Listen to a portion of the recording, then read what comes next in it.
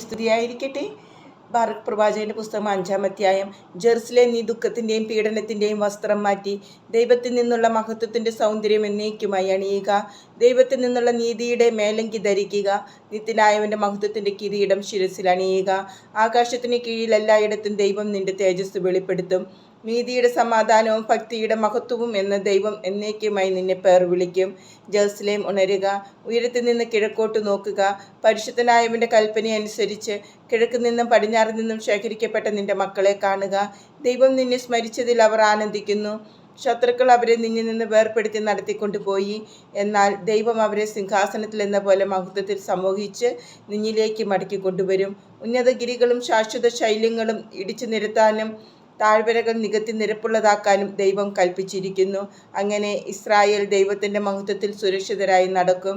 ദൈവത്തിൻ്റെ കൽപ്പനയനുസരിച്ച് വനങ്ങളും സുഗന്ധവൃക്ഷങ്ങളും ഇസ്രായേലിന് തണലേകി.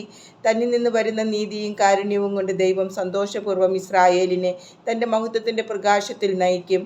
അവിടുത്തെ കാരുണ്യവും നീതിയും അവർക്ക് അകമ്പടി സേവിക്കും.